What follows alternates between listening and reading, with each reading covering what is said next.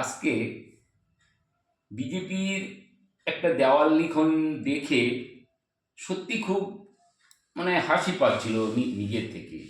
কিছু না বললে নয়। প্রথমে আপনাদেরকে একটু দেখিয়ে নেই বিজেপির দেওয়াল লিখনটা, তারপরে আমি আমার বক্তব্যটা বলবো। হ্যাঁ, এই দেখুন, এখানে কি লেখা আছে না, ভাতা নয় চাকরি চাই, পাল্টানোর দরকার, চাই বিজেপি সরকার। বুথ নম্বর 194। খুব ভালো কথা, নিজেদের কথাটা নিজেরাই স্বীকার করলো, এটা সত্যি খুব ভালো লাগছে। প্রায় 12 বছর, অবশ্য 12 বছর বললে আবার বলবেন আমি মিথ্যা বলছি, 12 বছর এখনো কমপ্লিট হয়তো হয়নি, যাই হোক আমি 11 বছরই ধরে নিচ্ছি।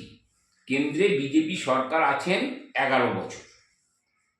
2014-তে যখন আমাদের বর্তমান মাননীয় প্রধানমন্ত্রী বলেছিলেন সরকারে আসলে বছরে 2 কোটি করে চাকরি দেবেন, 2 কোটি, অর্থাৎ 11 বছরে 22 কোটি, তাই তো নাকি? হিসাবটা তো তাই হচ্ছে।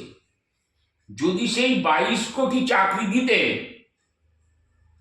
তাহলে তো আজ এই কথাটা লেখার প্রয়োজনই হতো না।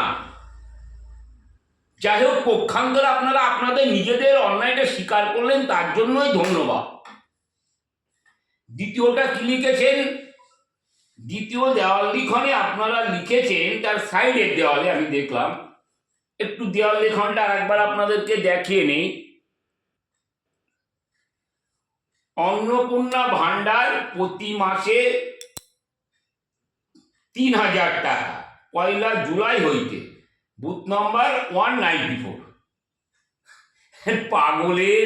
পাগলের একটা সীমা থাকা উচিত।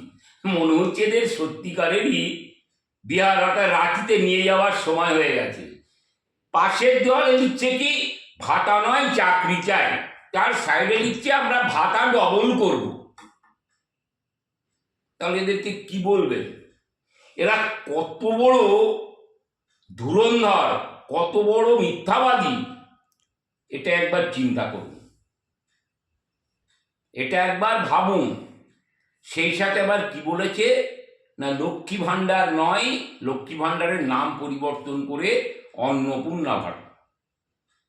কারণ বাংলার প্রতি ঘরে ঘরে মা বোনেরা প্রতি বৃহস্পতিবারে লক্ষ্মী মায়ের পুজো করেন।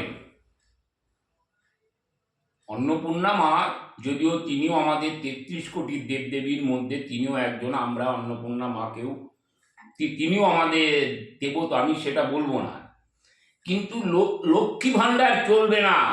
তার কারণ বিজেপি সত্যিকারের যে বাংলা তথা বাঙালির শত্রু আরো একবার প্রমাণ করতে চাইছে। সুতরাং লাস্ট এই কথাটাই বলবো, ভাববার সময় এসেছে, একটিবার ভাবুন। নমস্কার।